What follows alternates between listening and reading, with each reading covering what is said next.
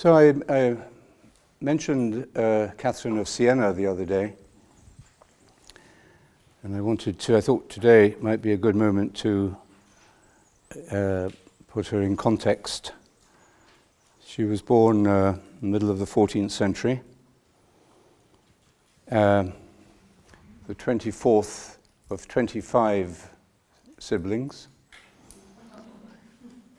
and she was born into middle of the 14th century. Throughout Europe was a very unhappy, dangerous, and painful place.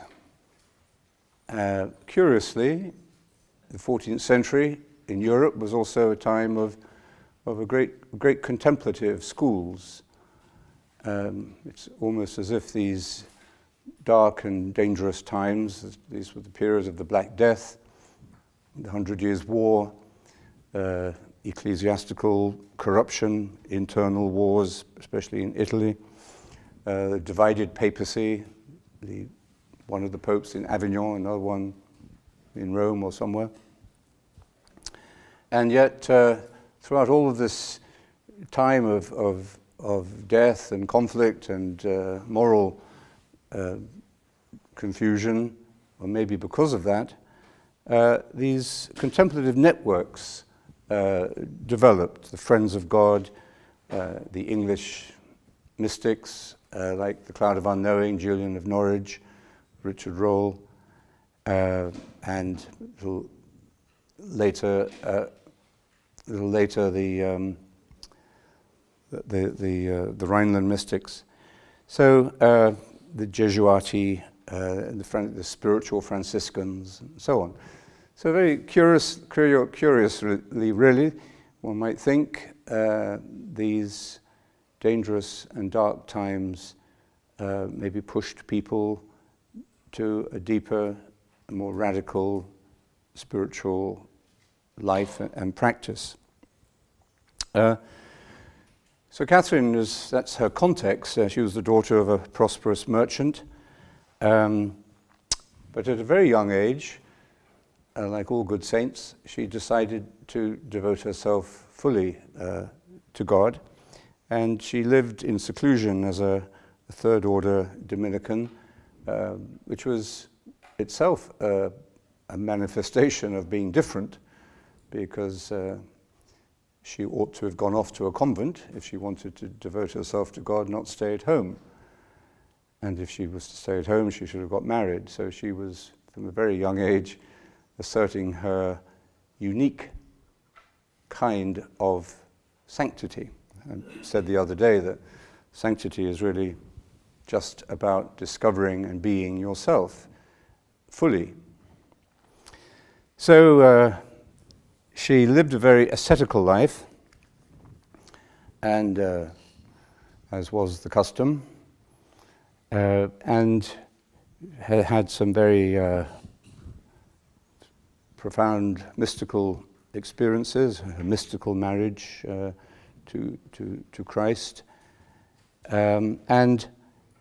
but this didn't send her completely round the bend. It brought her to a conscience and a compassion which led her to come out of her cell and look after the poor and the sick of Siena. And in this, I think she often reminds me of two 20th century women saints about her age.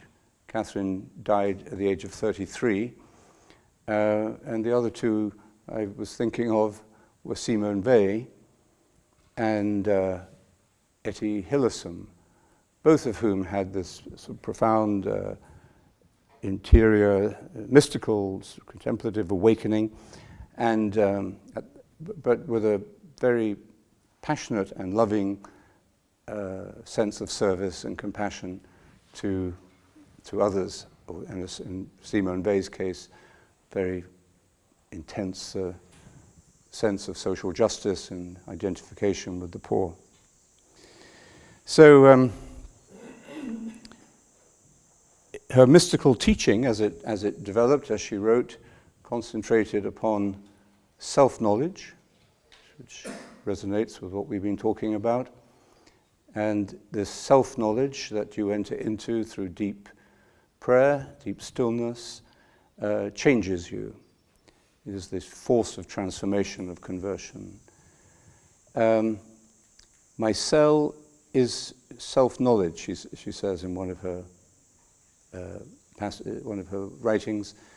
My me is God, nor do I know myself except in God.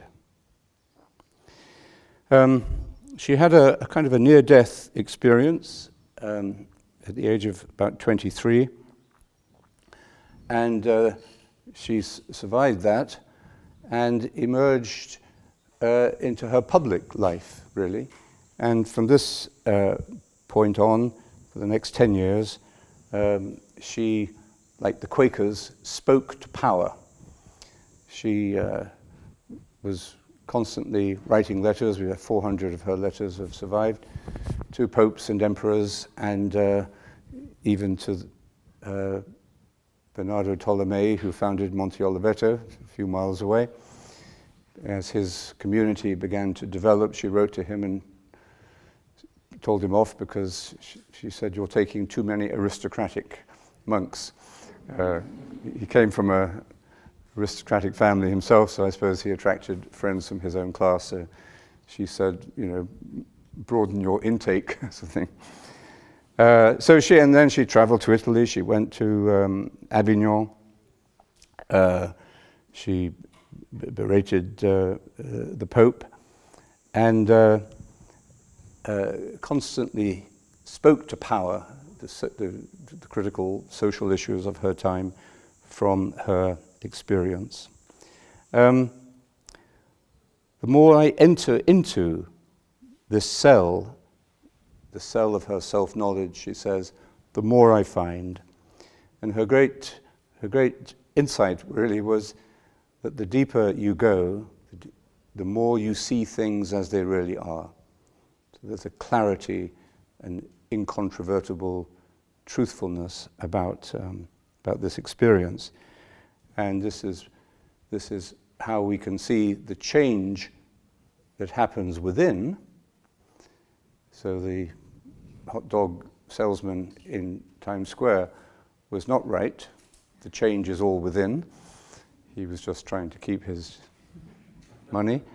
But when this change happens within, it does flow out, it ripples out into the world through prophetic action, through compassion, through whatever gifts you may have. So, today is a day of change. I don't know what Catherine of Siena would have thought about the UK referendum, but I imagine she would probably have written a letter to someone about it. So if you haven't heard the news, the Great British public decided by quite a narrow margin, I think 3%, to leave Europe. So it's a big shock, of course, because everyone knew it was a knife-edge decision. So we won't. Somebody wrote to me the other day or some time ago and said, "What is the world community's opinion about gay marriage?" So I thought about it, and I wrote back and I said, "Well, we're not a church, we're not a institution. So if you want to ask that question, you should write to the Vatican or to Canterbury. We are a contemplative community, and we have a broad range of theology and opinion on many topics, but what unites us is a commitment to the practice and the teaching of the contemplative dimension of our faith." So I thought that was a pretty good answer. And he wrote back and said, "Cop out." So we probably have different opinions on the Brexit. But what's more important than discussing those opinions, or that's an important part of one's social responsibility, I suppose, is to, as I said, I was a bit shocked the other day when I met a young, prosperous businessman who just shut down when we started talking about politics. Politics just disturbed him. I mean, business was okay, we could have talked about business, or we could have talked about spirituality, or we could have talked about other things, but politics, too disturbing. So, but what we can, I think, see today is an interesting illustration of change.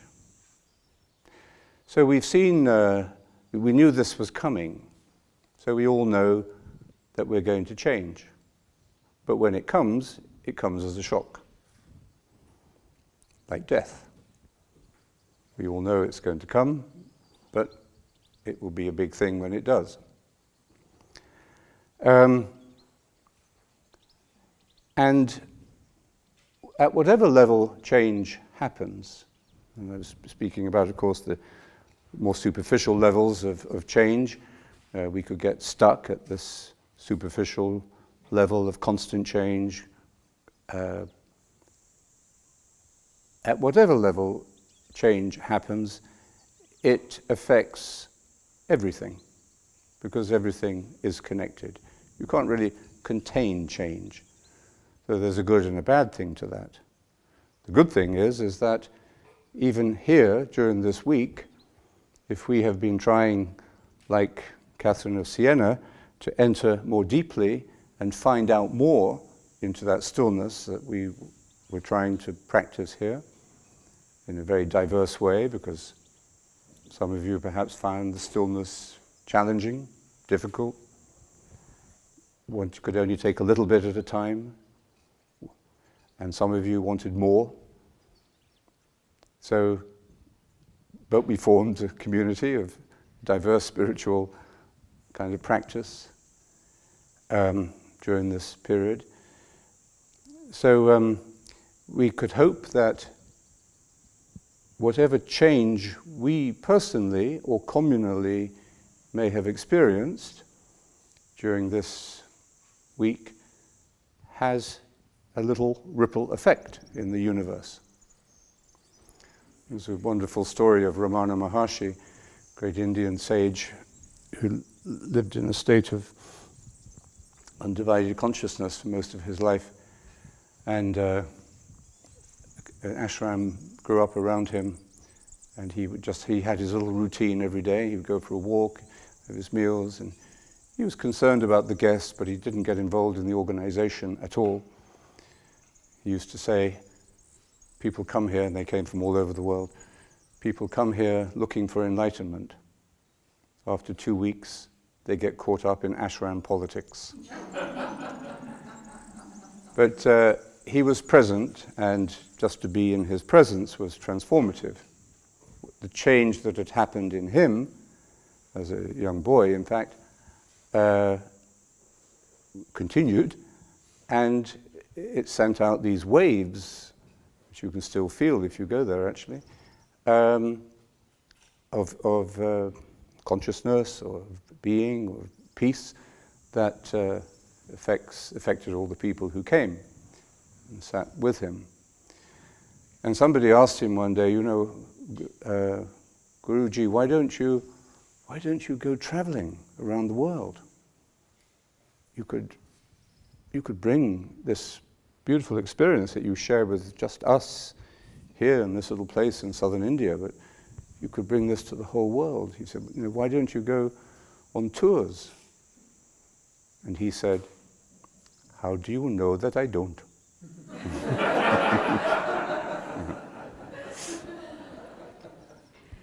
So all change, for good or bad, affects everything.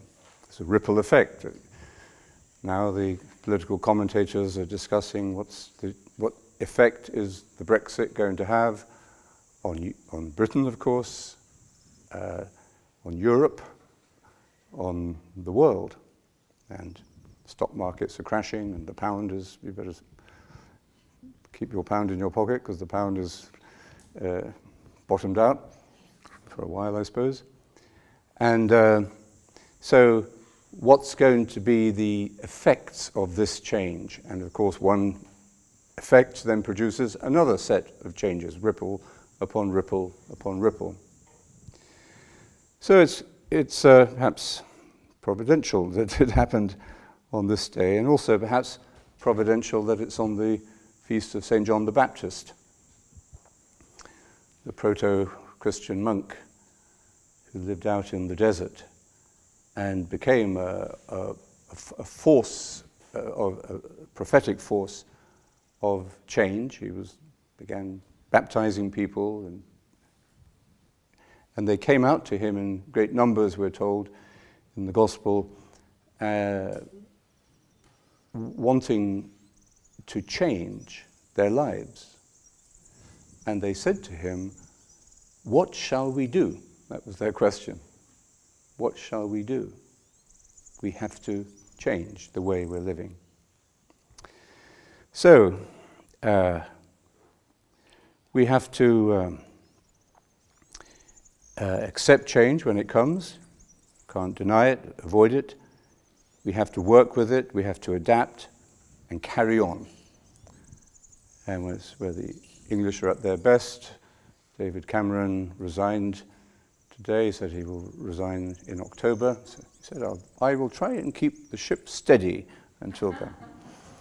So, and quite moving, really, and quite noble in his way, you know, and representing a kind of fixed point.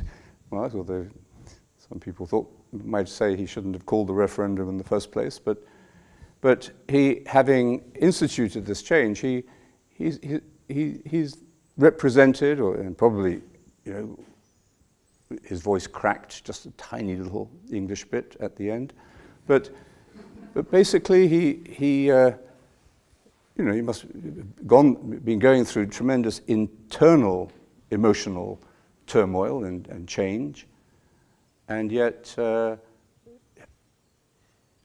you know, acting responsibly and acting selflessly, really, to try and control and adapt the process of adaptation, which he's accepted. There's no denial. He's not saying, "Oh, we're going to have a recount," or he's accepted it, and now the process of adaptation to change takes place. So I think in a way all of this is not a bad illustration of what happens to us at the different levels at which we experience change. We've been focusing on the deeper level of change that we've called transformation, not superficial or temporary, but a change, a place or a process of change which is actually our own nature. So change is essential. It is an essential aspect of our human nature in our pilgrimage of life. I mean, even at the physical, biological level, we are constantly changing. Psychologically, we are constantly changing. And the stages of development that we go through on the pilgrimage of our life, the journey of our life, the journey is not just running around in a circle, the journey is a movement, a linear journey, irreversible. We can't go back. So we are constantly moving into a new place, heading towards our destination. So this is our pilgrimage of life, and we understand this through the milestones, or the stages of our development. And we've been trying to look at these stages not just materially, or even psychologically, but spiritually, in the light of the contemplative wisdom. And we looked yesterday at the Christian insight into this human pilgrimage through the resurrection appearances. And the purpose of these accounts in the whole context of the gospel and of the call of the gospel to follow, to live a certain way of life, to be followers of a way, to be people on the move. The whole purpose of this description of the resurrection is not that this happened in Jesus only, but that it is our destiny to be changed into a new kind of embodied person. And the yoga and your physical presence in the beauty of this place, we've seen the weather change since we've been here, all of this just serves to remind us that we are embodied people. We cannot imagine ourselves actually to be disembodied. And in the Christian vision, we are eternally embodied. The resurrection of the body, admittedly obviously in a different form, but nevertheless still embodied. So that is, I think, what these resurrection appearances are meant to show us, not simply that Jesus came to this stage, but that we all do. He's revealing something of the meaning and the nature of the human person and the human journey. And we are changed into being a new kind of embodied person at each stage, sharing in the life of the universe, and in the resurrection, this embodied being that we become, as we see in the example of Jesus, is a full participation, a full merging in a way into all the forces of the universe and free of all limitations.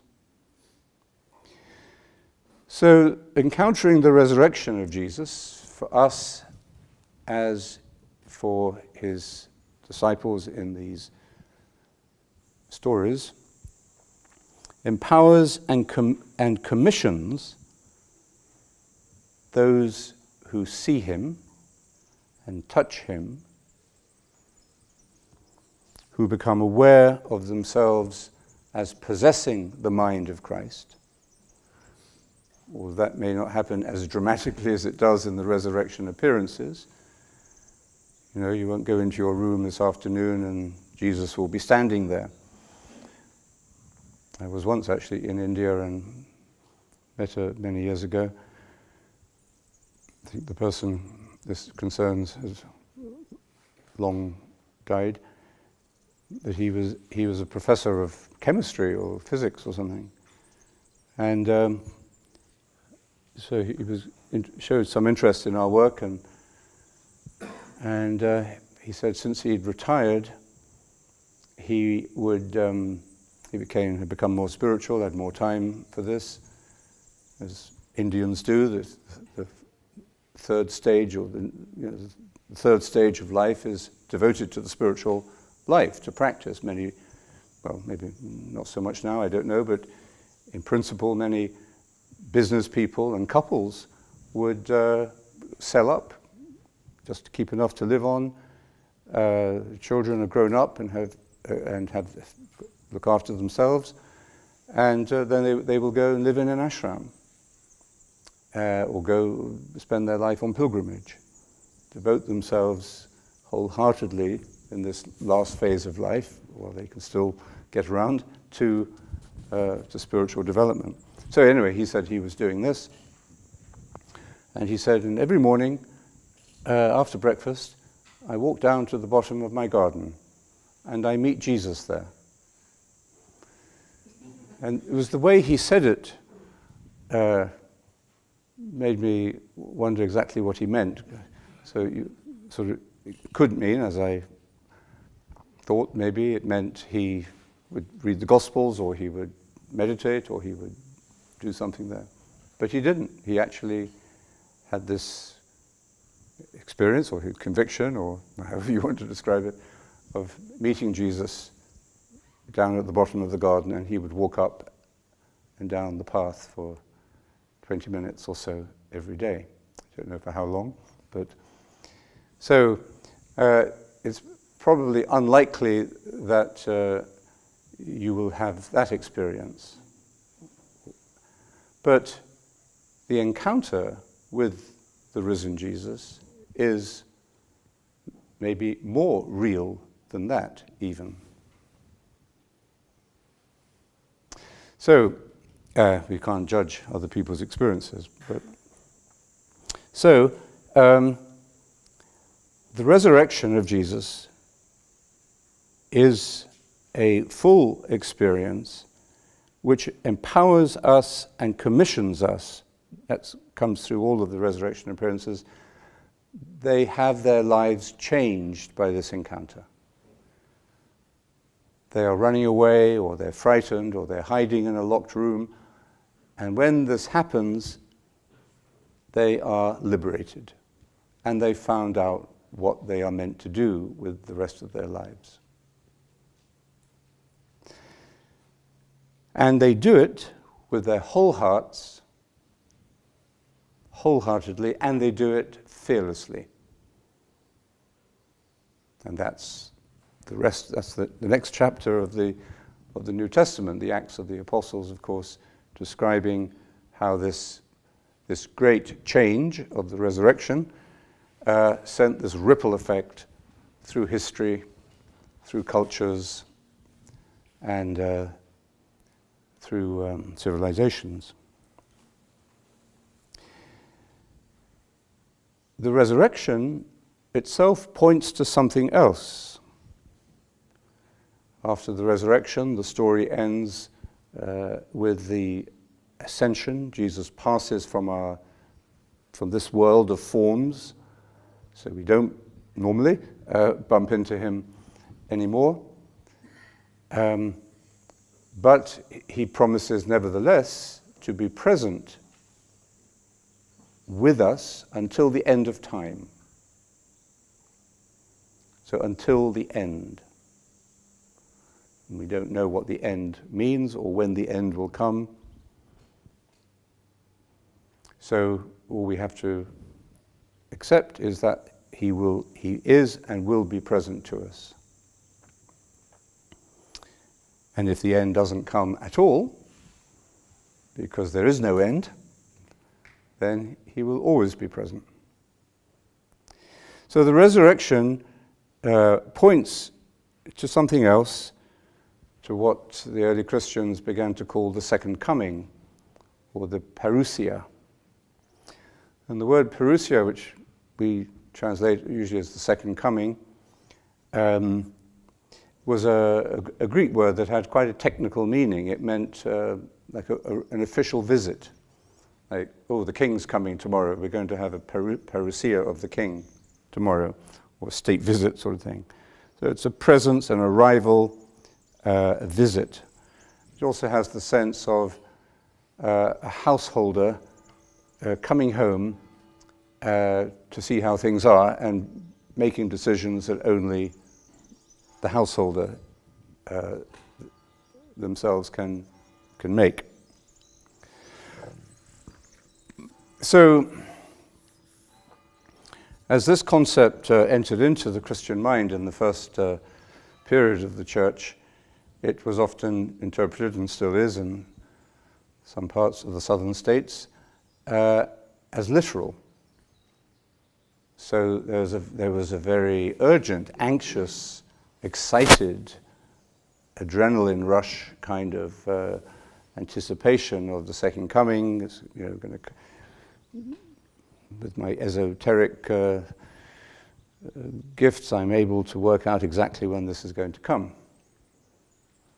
Then, although that does remain around in the Christian world to some extent, theologically, that literal understanding of the second coming was transcended and absorbed into, in the sense it's not going to come tomorrow, we don't know when it's going to come, and Jesus himself says it's not for you to know when it's going to happen, but it was understood more in terms of an interior arriving, coming within ourselves.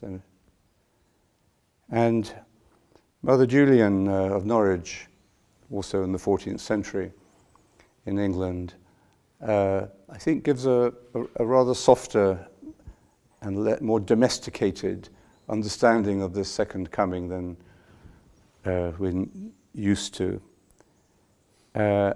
She speaks about God coming into, and Jesus as our mother, of course, as well, coming into the soul as if he was coming home. So knocking on the door and coming in and settling down and putting his feet up. For our Lord himself is supremely friendly, and he is courteous as he is friendly. One of her very important words about the experience of Christ is courteous. And he is very courteous, she said. But she also understands that this is not just something in our imagination, it is an experience of transformation. A great oneing, she says, betwixt us and Christ. For bliss is lasting and pain is passing. So in the light of this understanding of the resurrection and the and the second coming, we have, I think, a faith-filled way of understanding change in our lives.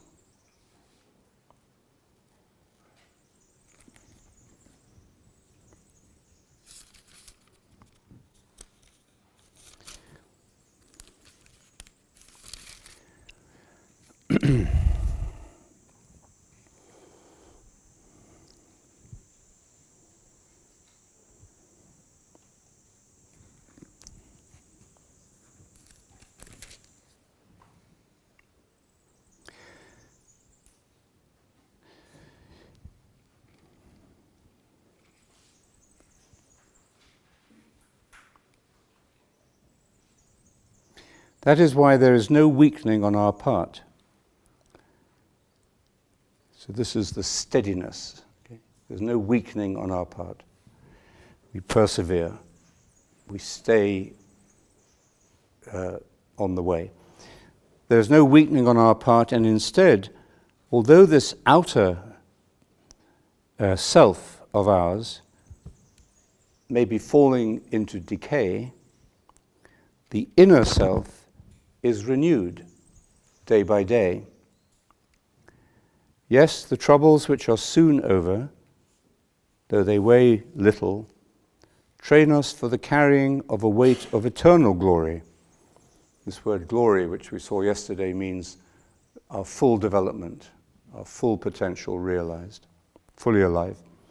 Carrying a weight of eternal glory, which is out of all proportion to these troubles.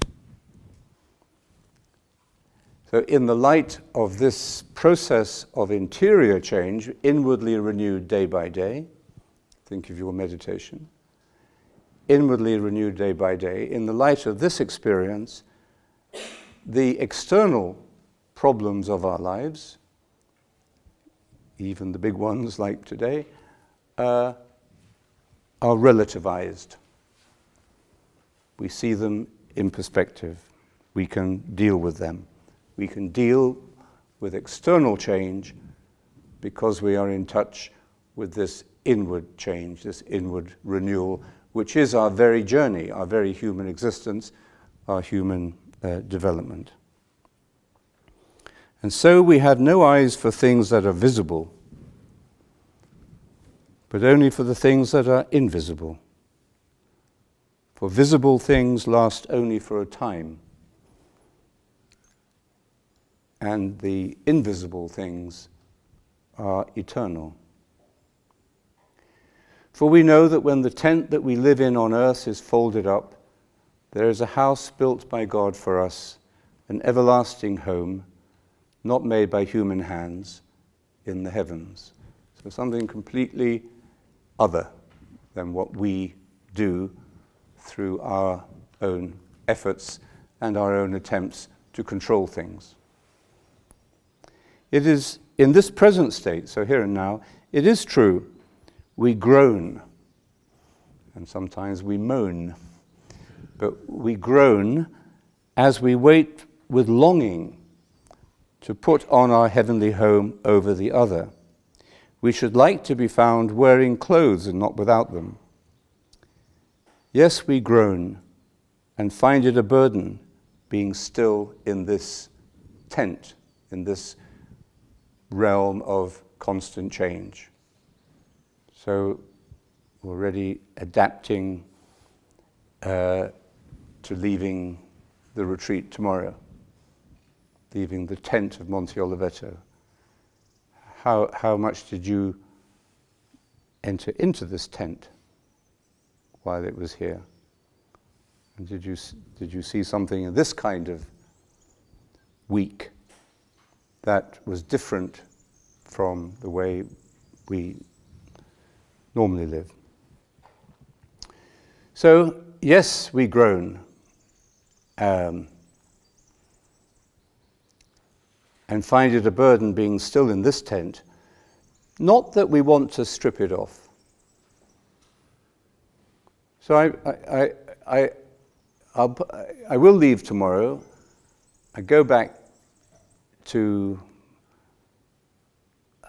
we go back to our house. We realize that we left the gas on, and so we pick up all the problems of daily life. So I'm not saying that I want, what he's saying is, I'm not saying I want to imagine a world without change, without problems. Some people come and live in a monastery because they think it will be that kind of world. Everything is the same every day. Well, it isn't. It's a great deal of change. I'm never less bored than in a monastery. It's constant change, constant variations on themes, and sometimes big changes, sometimes. So to put this, but I don't want to imagine that I'm going to be in the world without change, but I want to put this second garment over it. So I want to be able to live in this world of change with this garment, he says, it's like a kind of a cloak, of the experience of inward change. In touch with that glory, that fullness of life, which is continuously emerging and developing within me. I want to put on this second garment over it and to have what must die taken up into life. So some of these things that are changing forever and will disappear. But if I can contain this world of external change, if you like, within this inner experience of transformation, of progress, of our journey, then even what is dying, what I've lost, what's falling away, is somehow taken up into this fullness of life. And then he ends this passage, he says, "This is the purpose for which God made us, and he has given us the pledge of the Spirit." So if we can see things this way, we have found meaning, we found purpose. And your mood changes and sometimes your conviction about the meaning of your life isn't very strong, but the Spirit is there. This is the pledge of the Spirit, this interiority of your spiritual practice keeps you in touch with this dimension of the Spirit. That means you don't give up. Or if you give up, you start again. So